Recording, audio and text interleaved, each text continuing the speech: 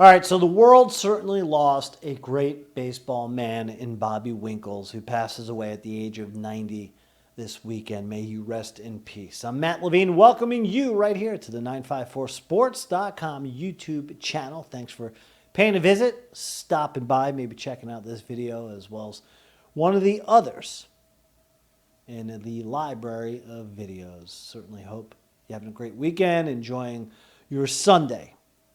So Bobby Winkles, at the age of 90, passes, best known for his coaching days at my alma mater, Arizona State University. Certainly put ASU baseball on the map as a prominent national powerhouse. Arrived at ASU to manage, coach, their first ever varsity team in 1959. Stuck around in Tempe through 1971. All he did, I said sarcastically, win 524 games against 173 losses. 3 national championships, 65, 67, 69. 3 times he was voted the Sporting News Coach of the Year. Produced several incredible big league baseball players. Let's show you some of them, which include the great Reggie Jackson. Yep, Reggie, a former Sun Devil, actually went to play football for legendary coach Frank Cush, but went by way of baseball and would wind up playing for legendary coach Bobby Winkles. Reggie, of course, a great career. Hall of Famer, 563 home runs, 14-time All-Star. Even had his own candy bar. I remember Reggie bars. In fact, I've got a Reggie bar wrapper framed on the wall. That's not it. I should have taken a picture of that one. Essentially, it's that wrapper in a picture frame. It's a chocolatey, caramel, chocolatey covered caramel and peanuts. I'd love a Reggie bar right now. Reggie, a Sun Devil, and one of Bobby Winkles' beloved pupils. How about this dude, Rick Monday? Great career. Pictured there with the Cubs, played with the Dodgers. 65, won a national championship as a member of Winkles' Sun Devil squad back then. 2-time All-Star as a big leaguer. Gary Gentry, Sun Devil ace. Pitched for a few different big league teams. Career shortened by injuries. Part of that miracle Mets squad in 1969. Contributed nicely in the World Series against the Orioles. Mets come from nowhere in the 7th year of existence as a expansion team. They were 10 games back on August 14th, 3rd place in the NL East against back of the Chicago White Sox. First year in in 69 that they ever did divisional playoffs. Mets would win the NL East, See, already know baseball and getting rusty, right? Not really. A few Sunday slips, what are you going to do? They'd win the NL East, winning 38 of their last 49 games. Take the Braves in the playoffs, knock out the Orioles. Gentry, a big part of that. But before he became a Met, he was a Sun Devil. As was this guy, Sal Bando. There you see it. Card will tell you, right? College World Series, all-tournament team in 65. Most outstanding player, College World Series 65. College Baseball Hall of Famer in 2013. College World Series Legends Team 2010. College World Series All-Time Team. A outstanding Sun Devil. Went on to become a world champion with the Oakland A's in the 70s. Respectable big league career. Meanwhile, Bobby Winkles would take his shot at the big leagues, would become a manager for the California Angels in 72 and 73. Was a coach on the A's title team in 74. Eventually, he would manage and skipper the A's. In 77, part of 78. And got fed up with Major League Baseball, so the A's micromanaged. You see him in an Angels uniform. He was actually, when he was with the A's in his last season, there were about 10 games over 500, swept the doubleheader against the White Sox on May 5th. He resigned. That was that, as far as big league managing would go.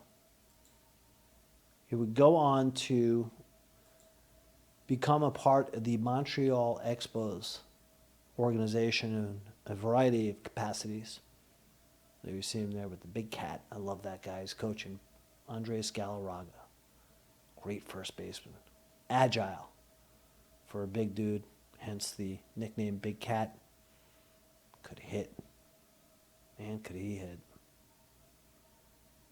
Bobby Winkles would be a player development, personnel member of the front office for the Expos. There you see him as a coach, also a broadcaster. That's how he would eventually wrap up his big league career. His managerial mark in the big leagues, below 500, 173 and 213. Never had the freedom he did, I think, to manage the way he'd want in the pro game like he did with the college game. In 2001, I'll show you this place. Packard Stadium, which was built in 74 after Winkles departed ASU. And it was the ASU Sun Devil Stadium until 2014 when it was torn down for a new facility. Well, Packard Stadium, I love Packard Stadium. What a legendary place. They renamed it Bobby Winkles Field at Packard Stadium. Something that ilk. I think I nailed it. I think that's what they did. Until they took it down again in 14. But that's the outside. Here's the inside. Now, that was my view as an ASU student, part of KASR and the broadcast team. You'd rotate opportunities to broadcast baseball and basketball games. You get to do a game, a series, or someone would not be able to make it, called out sick, whatever it was you'd fill into. You'd wind up doing a bunch of games because people would sign up and then drop out. So I would sit up above the press box where you would film a game, and they would give the students an opportunity to get a couple chairs, put the scorecard on your lap. If the press box was full, you'd go up on the roof. If not, you'd stay in the press box and you'd do the game. Record it into a cassette. They would take that cassette and then they would play it on the radio, closed circuit radio, and they'd rebroadcast the games. They weren't live except, I think, for the football games. Anyway.